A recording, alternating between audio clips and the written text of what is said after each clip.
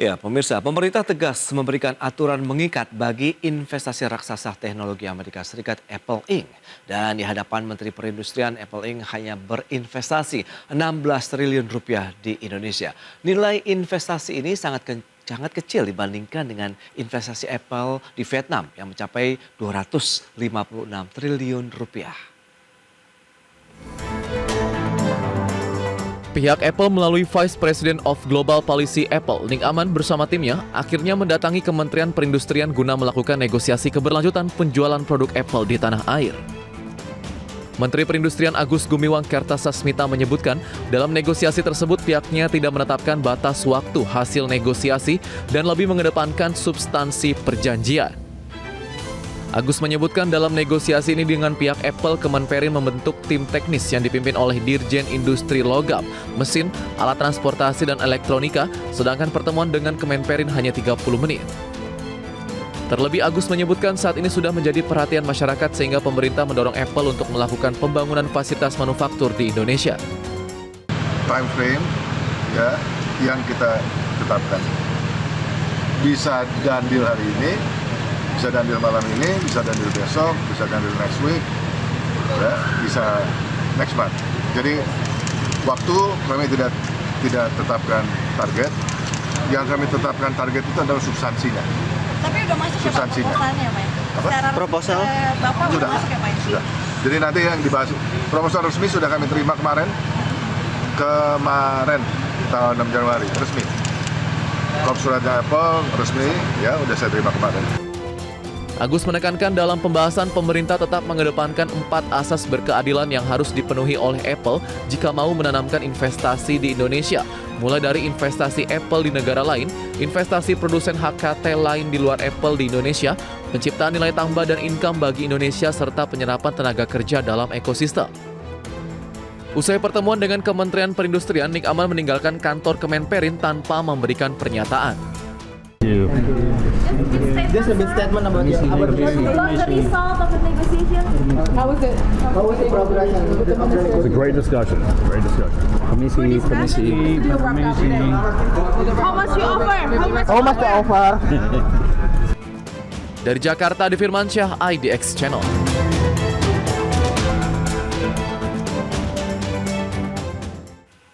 Ya, pemirsa, untuk membahas tema kita kali ini, tarik ulur realisasi investasi Apple di Indonesia, kita sudah tersambung melalui Zoom bersama dengan Mbak Diah Ayu Febriani. Beliau adalah peneliti ekonomi digital Selios. Halo Mbak Diah, apa kabar? Halo Mas Pras, baik, terima kasih, kabar baik. Yes, terima kasih juga atas waktu yang disempatkan Mbak Diah, dan sudah bergabung juga ini ada Mas Tesar Sandikapura, beliau adalah Ketua Umum Indonesia Digital Empowering Community. Halo Mas Tesar, apa kabar? Baik Mas Pras, terima kasih. Siap, terima kasih juga atas waktu yang disempatkan. Dan sebelum membahas lebih jauh, ini Mbak Diah, gimana review Anda nih terkait dengan iklim investasi di Indonesia saat ini, khususnya bagi investasi asing di sektor teknologi? Tadi sudah disampaikan paket pengantar begitu bahwa memang nampaknya ini sudah menjadi perbincangan hangat nampaknya terkait dengan investasi Apple di Indonesia. Betul sekali Mas Pras, ini adalah perbincangan hangat saat ini di daerah regional, terutama Asia Tenggara, di mana Vietnam dan Filipina saat ini tumbuh besar untuk investasi di sektor teknologi dan ekonomi digitalnya. Padahal 80% investasi sektor ekonomi digital dan teknologi Indonesia itu berasal dari investasi asing. Namun menurut Gallup ini sendiri, mulai dari 2023 hingga 2024 kuartal 3 kemarin, pertumbuhan investasi Indonesia untuk investor asing ini lebih rendah dibandingkan Vietnam. Seperti itu. Dan juga kita harus mengetahui mengapa hal ini bisa terjadi, karena adanya kita tahu bahwa ada ICAR, yaitu Incremental Capital Output Ratio, atau rasio investasi kapital itu sendiri di Indonesia, yang mana nilainya ini lebih tinggi dibandingkan Malaysia, Filipina, dan Vietnam, yang menandakan bahwa kurang efisiennya untuk investor asing masuk ke Indonesia. Seperti itu Mas, untuk saat ini sendiri. Oke, itu dia mungkin menjadi salah satu dasar juga ya. Tapi kalau kita lihat dengan perkembangan kondisi di Indonesia, Mas Tesar, dari kacamata Anda bagaimana dengan digitalisasi, penggunaan ataupun pemanfaatan teknologi digital, entah itu handphone, gadget, dan lain-lain sendiri? Ya, Mas Tesar?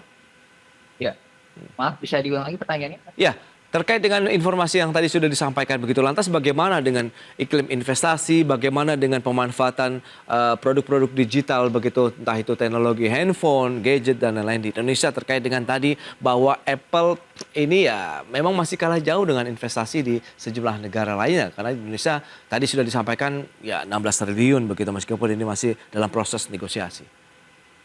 Ya, terkait pengguna teknologi Indonesia Iya. mungkin di Indonesia ya bisa dibilang pengguna Apple masih tidak terlalu signifikan sebenarnya kalau dibandingkan dengan pengguna Android. Tapi Oke. tentu kita tahu Apple ini levelnya segmennya premium dan ini cukup tidak terkalahkan oleh lawan rivalnya mungkin Samsung gitu ya. Jadi kalau kita bermain di premium tentu Apple menjadi rajanya. Tapi kalau kita ngomong secara general, Apple hanya sekitar 10 maksimal 20% di Indonesia. Tentu pasar Indonesia ini cukup luas sehingga banyak sekali faktor-faktor yang mempengaruhi apakah Apple tetap menjadi primadona di Indonesia atau bisa beralih ke merek-merek lain. Dan ini juga berpengaruh terhadap lifestyle terutama anak-anak Gen Z ya, atau mungkin sekarang mulai ke Gen Alpha gitu ya, yang mungkin sangat cukup kuat ya terhadap pengguna teknologi di dunia seluler seperti itu. Iya. Mas Pras. Dari sisi penggunaan teknologi terbaru, menurut Anda dengan generasi muda saat ini, apakah memang akhirnya menjadi referensi utama begitu yang ya itu menjadi daya tarik lifestyle mereka juga begitu saat ini? Ya, kalau menurut hemat saya anak-anak sekarang ya, terutama anak Gen Z gitu ya dan Gen Alpha gitu ya, cenderung cukup sensitif terhadap harga, Mas, gitu ya. Jadi mereka juga melakukan efisiensi terhadap pengeluaran mereka, beda dengan mungkin anak-anak Gen milenial gitu ya atau baby Oke. boomers gitu yang cukup tidak terlalu berpengaruh terhadap harga gitu ya. Jadi saya melihat Apple akan cukup terpengaruh dengan anak-anak generasi sekarang gitu ya. Mereka cukup melihat terhadap functionality-nya saja gitu ya. Misalkan Oke. baterainya tidak boros gitu ya, kecepatannya oke, stabil, dan tentu harga menjadi salah satu parameter yang cukup dipertimbangkan oleh anak-anak sekarang gitu, seperti itu. Baik, fungsional ini menarik Mbak Dia. Lantas bagaimana Anda melihat begitu? Pangsa pasarnya, ya tadi kalau misalnya Mas Desar katakan 10 sampai dengan 20% lah Apple di Indonesia. Sementara ada pergeseran dari sisi Gen Z, kemudian Alpha begitu yang lebih mementingkan kepada unsur fungsional begitu. Nah ini Anda melihat apakah pangsa pasarnya benar-benar sangat seksikah bagi perusahaan sekelas Apple misalnya untuk berinvestasi di Indonesia? Baik Mas Pras, kalau misalnya untuk cukup seksi ini cukup bersaing terutama di Indonesia karena Apple tidak akan mungkin melepas Indonesia menjadi pangsa pasarnya. Oke. Karena kita tahu saat ini pangsa pasar Apple di Indonesia itu sebesar 12%, lebih Oke. banyak untuk penggunaan telepon genggam dibandingkan perangkat lunak lainnya seperti tablet maupun komputer itu sendiri. Tetapi pangsa pasar ini menjadi pasar keempat tertinggi di antara di seluruh Asia. Yang pertama ada China, Taiwan, dan juga Jepang. Yang keempat adalah Indonesia, lebih besar dibandingkan negara yang lainnya. Sehingga ini masih jadi perhitungan bagi Apple untuk menginvestasikan uangnya untuk Indonesia. Tetapi kita tahu bahwa pemerintah Indonesia tidak hanya mau melakukan adanya R&D atau pengembangan skill dan pendidikan Indonesia, tetapi Indonesia mau adanya sebuah pabrik yang tidak hanya memproduksi AirTag, tetapi juga ingin memenuhi kebutuhan handphone, tablet, dan juga laptop itu sendiri. Oke, kaitannya mungkin dengan bagaimana penciptaan lapangan kerja juga di sana dengan mereka membuka pabrik di Indonesia begitu. Seperti mungkin kita menarik investasi-investasi di sektor lain seperti otomotif dan lain-lain. Mbak Dia. Betul, betul. Jadi Indonesia ingin menggait Apple untuk berinvestasi lebih banyak seperti halnya di Vietnam 255 triliun. Oke. Tetapi mengapa hanya di Indonesia 15,9 triliun saja? Kalau di Vietnam bisa menceruk investasi sebesar 255 triliun yang membuka lapangan pekerjaan sebesar 200.000 pekerja lokal. Jika Indonesia mendapatkan 15,90 triliun itu sudah membuka lapangan pekerjaan bagi 12.000 pekerja lokal itu sendiri. Tidak hanya pekerja lokal, tetapi juga akan meningkatkan pendapatan nasional dari segi manufaktur, semikonduktor, dan juga dari produk-produk lokal yang akan nantinya diserap untuk fabrikasi di Indonesia itu sendiri. Baik, nah Mas Testar dengan kondisi tadi, tampaknya Indonesia masih cukup seksi. Lantas seperti apa yang perlu dilakukan begitu dari sisi pemerintahnya kah atau mungkin dari pihak Apple-nya pada saat mungkin negosiasi begitu yang tengah berlangsung? Anda melihat urgensinya cukup besar kah saat ini? Ya, Jadi kalau saya lihat kalau dari sisi pemerintah ya, pemerintah harus berbenah diri gitu ya. Kenapa kok Vietnam gitu ya, negara tetangga kita gitu ya, menjadi primadona dibanding kita. Dan ini saya Oke. lihat terutama Kemenperin tidak melakukan pembedahan atau saya bilang riset yang dalam gitu ya. Apakah alasan utama Apple tidak mau tanda kutip lebih besar investasinya di Indonesia? Kalau saya banyak faktor ya, salah satunya masalah kekuatan skill kita ya sebagai pengguna karyawan teknologi ya Oke. dalam dunia elektronikal gitu terutama gitu ya. Lalu kedua mungkin masalah supply chain yang mungkin bisa jadi lebih jauh gitu ya sehingga rantai pasoknya lebih panjang gitu ya. Dan terakhir saya sih agak sangsi juga masalah birokrasi kita yang masih cukup berbelit-belit gitu ya. Nah, ini saya ingin melihat dari Kemenperin dulu ya. Apakah mereka sudah melakukan studi banding terhadap Vietnam gitu ya misalkan gitu ya, bahwa Indonesia memang kurang layak tanda kutip, kenapa Apple gitu ya masih melihat Vietnam menjadi primadona selain Indonesia. Mungkin itu dulu yang harus dilihat oleh pemerintah Oke. kita. Iya, iya, iya. Nah, lagi-lagi Selius melihatnya bagaimana begitu dari kacamata Mbak Diah lah. Regulasinya kah yang masih harus dibenahi atau bagaimana? Mengingat tadi ada skill SDM, kemudian supply chain, birokrasi kalau yang digaris bawahi Mas Tesar, Mbak Diah. Betul, Mas. Kembali lagi kita ke nilai ICAR yang incremental itu sendiri, dari kapitalnya itu sendiri, kenapa Indonesia disebut kurang efisien untuk para investor asing. Oke. Yang pertama adanya kita tahu bahwa selama 2023 dan pergantian 2024 kemarin sudah ada 3 kali perubahan peraturan terkait dengan impor, yang mana ini akan menyulitkan para investor untuk menyesuaikan regulasinya di Indonesia. Terus yang kedua adanya masih banyak ditemukan pungutan liar yang ada di titik-titik pengeluaran sertifikasi investasi itu sendiri, yang ini harus menjadi ceruk bagi pemerintah untuk segera ditambal, istilahnya harus segera diperbaiki, ditingkatkan kualitasnya, dan juga regulasi yang berbelit-belit. Kita tahu bahwa banyak sekali regulasi antara pemerintah pusat dan pemerintah daerah yang belum sejalan hingga saat ini. Misal dimudahkan di pemerintah pusat, tetapi banyak sekali di pemerintah daerah yang masih berbelit-belit, memakan waktu yang panjang sehingga akan menghambat produksi lokal untuk diserap di investasi itu sendiri. Wow, berarti tantangan secara struktural nampaknya masih menjadi PR. Mungkin tidak hanya bagi perusahaan sekelas Apple, mungkin perusahaan yang lain begitu menurut Anda, Mbak Diah? Betul sekali, Mas. Nah, dengan kondisi seperti ini, lantas bagaimana dong kalau misalnya kita bisa menarik lagi lebih banyak investasi asing untuk bisa memenamkan dana mereka di Indonesia. Sementara kita mengharapkan juga bagaimana itu bisa menjadi roda penggerak ekonomi Indonesia, penyerapan tenaga kerja di Indonesia. Sementara ada beberapa sektor lainnya, ya otomotif lah dengan beragam kebijakan insentif-insentif perpajakan yang diberikan. Kalau untuk teknologi sendiri bagaimana dari pandangan Anda?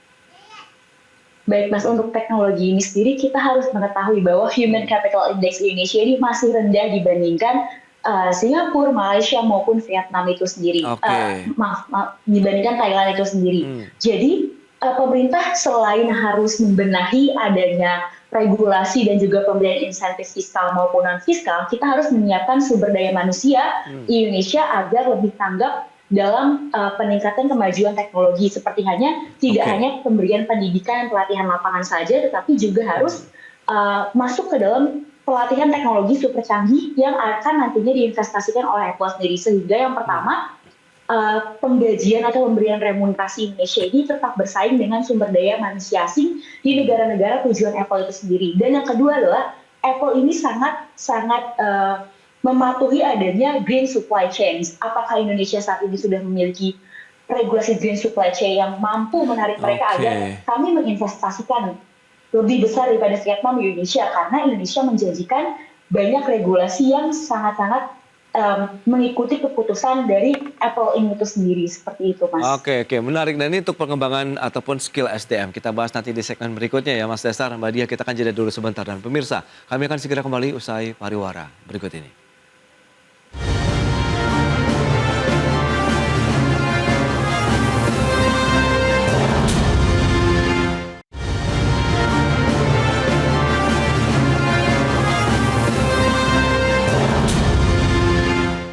Ya, Anda masih menyaksikan Market Review. Pemirsa, berikut ini kembali kami sampaikan data untuk Anda terkait bagaimana sih perusahaan sekelas Apple memenamkan investasi mereka di sejumlah negara Asia. Ini dia perbandingannya. Vietnam 256 triliun rupiah, sementara Singapura 4 triliun rupiah dan India 23,8 triliun rupiah.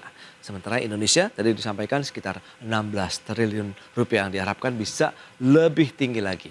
Berikutnya, pertimbangan pemerintah untuk investasi Apple ini terkait dengan perbandingan investasi Apple di negara lain. Kemudian perbandingan investasi produsen gadget lain di Indonesia, nilai tambah dan pendapatan bagi Indonesia, serta penyerapan tenaga kerja.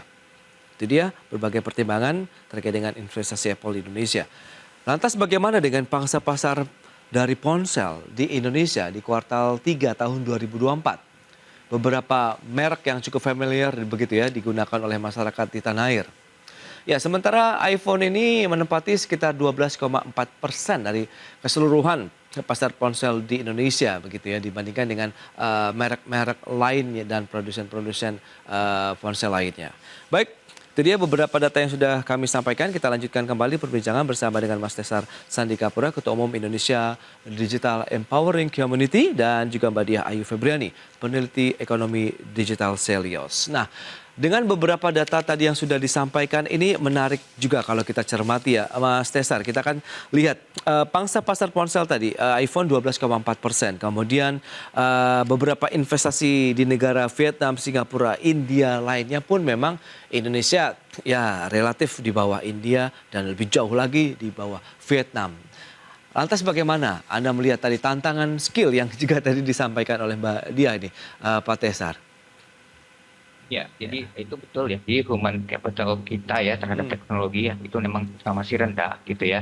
Dan ini mungkin berawal dari hulunya gitu ya, bisa dibilang penghasil dari employee gitu kan adalah biasanya kampus gitu ya. Mungkin ini yang harus pemerintah fokuskan gitu ya, di mana-mana saja kampus kita yang bisa menghasilkan para digital talent gitu ya, terutama dalam dunia digital elektronik gitu ya. Ini karena agak berbeda ya. Apple ini berhubungan elektronika gitu ya, bukan IT sekali gitu ya. Jadi ini mungkin menjadi PR juga ya untuk Menristek-Dikti gitu ya, untuk melakukan semacam sinergi kepada pihak kampus dan industri terkait gitu ya, bagaimana kita bisa menghasilkan gitu ya output yang bagus terhadap kemampuan employee nanti dalam dunia factory digital, terutama elektronika, itu satu gitu ya. Okay. Lalu kedua masalah kerjasama yang erat antara industri dengan kampus ini yang saya lihat masih belum terlihat nyata. Yang terakhir adalah masalah teknologi itu sendiri ya, untuk melakukan pembuatan elektronika gitu ya, apalagi microprocessor atau chip gitu ya, itu kita membutuhkan banyak lab sekali yang cukup, tanda kutip ya, high tech gitu ya. Dan ini kok menurut saya beberapa kampus pun banyak yang belum punya juga mas itu. Jadi kita ini kayak bermimpi meminta sesuatu gitu ya, tapi ini masih jauh dari dari kemampuan kita gitu ya. Itu yang saya lihat sih mas. Ya, tapi kan ini justru menjadi peluang tidak sih kalau memang nanti bagi Indonesia ya, ada transfer teknologi dan lain-lain begitu Mas Tesar? Betul, betul. Makanya saya bilang tadi, kalau misalnya kita sadar gitu ya, kelemahan kita di mana gitu ya, dan kita fokus terhadap permasalahan yang ada dalam diri kita dulu ya, sebelum kita menagih tanda kutip ya hak-hak kita gitu ya, terhadap orang lain gitu ya, itu menjadi menarik. Kenapa? Kalau kita berhasil tanda kutip ya mengalahkan Apple dalam hal ini ya, bahwa kita sudah memiliki kemampuan, tentu nanti industri yang lain akan mengikuti mas. Jadi kalau kita bisa menaklukkan Apple, industri factory-nya berhasil kita guide di Indonesia gitu ya, tentu teknologi lain ya seperti mungkin nanti mobil listrik dan lain-lain gitu ya, itu pasti akan menjadi menjadi banyak gitu ya investor masuk. Kenapa? Apple udah berani kok, apalagi produk-produk lain yang mungkin tidak sedetail Apple dalam hal teknologi seperti itu mas. Baik, itu dari skill ataupun SDM dari masyarakat di Indonesia begitu ya. Nah, kaitannya dengan daya dukung, kualitas produk industri pendukung manufaktur ponsel seperti ada suku cadang, chip dan lain-lain, Mbak Diah, di Indonesia sendiri bagaimana? Kalau memang akan hadir begitu ke pabrik Apple di Indonesia, berarti kan memang ini butuh satu teknologi yang canggih juga begitu kan? Betul mas, saya setuju dengan Pak Tesar sebelumnya bahwa yang pertama itu ada skill kemampuan teknologi. Yang mana kita harus garis bawahi dulu bahwa rasio R&D Fund, Research and Development Fund terhadap PDB di Indonesia ini hanya 0,28%. Lebih rendah dibandingkan Vietnam itu sendiri, India, apalagi Singapura jauh. Nah, kita juga harus menuntut pemerintah agar memenuhi tingkatan lebih tinggi untuk rasio Research and Development Fund ini sendiri, karena di sana adalah kesempatan bagi para sumber daya manusia kita untuk lebih meningkatkan kompetensinya dalam pembuatan seperti halnya teknologi tinggi seperti semikonduktor dan chip yang akan menjadi bahan dasar komponen handphone itu sendiri. Padahal kita tahu Indonesia ini dapat menjadi pangsa pasar yang besar untuk memenuhi pasar semikonduktor di ASEAN yang nilainya lebih dari 3 miliar US dollar. Hal ini juga harus diperhatikan oleh pemerintah, terutama dalam rasio Research and Development Fund itu sendiri. Baik, berarti dengan beberapa kondisi begitu ya secara fundamental yang masih terjadi di Indonesia saat ini, proses tarik ulur investasi Apple di Indonesia ini masih akan cukup lama begitu, Mbak Dia? Kami memandangnya ini akan cukup lama dan alot dikarenakan Apple tidak bisa serta-merta memberikan nilai yang sama dengan Vietnam jikalau kondisi regulasi, kesempatan sumber daya manusia, dan juga rasio kemampuan sumber daya manusianya ini sendiri tidak bisa memenuhi apa yang diharapkan oleh Apple ini sendiri, terutama dengan supply chain dan juga pengembangan kompetensi lokal. Oke, nah dengan kondisi tadi, seyogyanya apa yang berarti harus dilakukan oleh pemerintah begitu? Apakah menerima saja begitu dengan nilai yang ya mungkin diajukan begitu oleh pihak Apple atau bagaimana? Atau masih ada peluang kita untuk bisa mendapatkan yang lebih tinggi lagi begitu? Paling tidak di atas India misalnya. Kami optimis kalau misalnya akan ada peluang-peluang baru agar Apple mau tidak hanya menggunakan skema pengembangan inovasi untuk investasi di Indonesia, tetapi juga membangun pabrik manufaktur itu sendiri, asalkan adanya penyederhanaan regulasi dan perizinan bagi Indonesia serta kepastian hukum bagi Apple untuk menginvestasikan sejumlah modal di Indonesia, terutama pemenuhan supply chain green energy itu sendiri. Agar seperti itu pasti mempunyai langkah yang cukup panjang untuk harmonisasi regulasi, tapi saya yakin Indonesia mampu untuk mengedepankan dan mengimplementasikan hal tersebut, Mas. Baik, nah Pak Tesar, kalau misalnya dengan kondisi seperti saat ini begitu, Anda melihat bagaimana dengan potensi investasi Indonesia ke depan dong? Berarti seperti perusahaan-perusahaan teknologi lainnya mungkin selain Apple begitu, misalnya mereka berkaca dengan kondisi yang ada saat ini. Ya, betul Mas. Jadi memang ini jadi barometer ya. Kalau kita gagal tanda kutip menaklukkan Apple tadi ya, tentu kompetitor lain atau investor lain dalam hal ini gitu akan sedikit agak ragu ya terhadap investasinya di Indonesia gitu ya. Dan ini yang menurut saya tadi mungkin Kemenperin harus membuka lebih detail lagi dialog dengan pihak Apple terutama gitu ya. Apakah sebenarnya membuat si Apple ini cukup ragu untuk melakukan investasi yang besar, dan Indonesia harus punya semacam strategi yang short term gitu ya, sehingga tahun depan misalkan saya mau naik sekitar 20% dari yang terakhir. Tentu apa yang harus kami lakukan untuk peningkatan ini ya dalam sisi internal kami gitu ya. Jadi Indonesia sendiri yang akan membuka diri, dan dia juga melakukan semacam key performance index untuk internal mereka terhadap Apple gitu ya. Jadi kita win-win gitu ya. Ketika kita sudah memenuhi suatu parameter di depan Apple, tentu tahun depan kita bisa memperoleh investasi jauh lebih besar gitu ya. Jangan sampai kita hanya memaksa tanda kutip, tapi dari internal kita tidak ada sama sekali tanda kutip ya short term improvement, sehingga Apple lebih percaya gitu ya terhadap investasinya di Indonesia. Kita tidak pungkiri Apple pasti ingin untung gitu ya, tidak bisa serta-merta membangun sesuatu investasi yang balikan untungnya menurut mereka tidak signifikan. Berarti bertahap begitu ya kalau bisa disampaikan ya bagaimana investasi Apple di Indonesia. Nah, Celio sendiri bagaimana? Apakah memang ini menjadi satu akhirnya jalan tengah yang kemungkinan diambil oleh pemerintah kalau misalnya kita sambil jalan juga menyiapkan infrastruktur, ekosistem, dan SDM Indonesia sendiri, Mbak Dia?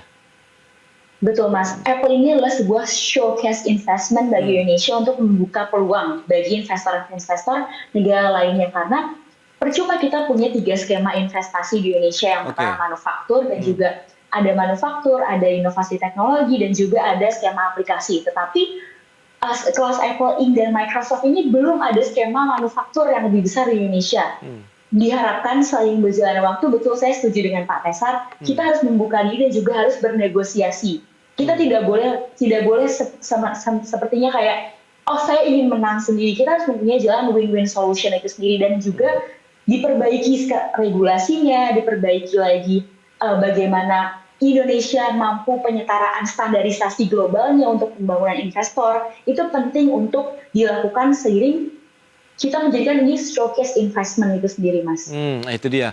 Berarti kita nantikan nanti bagaimana inovasi apa yang akan ditelurkan oleh pemerintah begitu ya, khususnya dari Kementerian Perindustrian dan mungkin pihak-pihak terkait lainnya, sehingga Apple cukup nyaman ya menanamkan investasi mereka di Indonesia, dan tentu tadi seperti yang Pak Desar sampaikan, mereka juga ingin mendapatkan cuan begitu kan saat menanamkan investasi mereka di suatu negara seperti Indonesia. Baik, terima kasih Mas Desar atas analisis informasi yang sudah disampaikan. Mbak Dia, terima kasih juga atas update-update terbaru ya bagaimana kondisi dari dunia teknologi, kebijakan-kebijakan dan regulasi pemerintah khususnya terkait dengan investasi teknologi perusahaan-perusahaan seperti Apple di Indonesia. Selamat melanjutkan aktivitas Anda kembali. Salam sehat dan sampai berjumpa kembali. Terima kasih Mas Desar, Mbak Dia.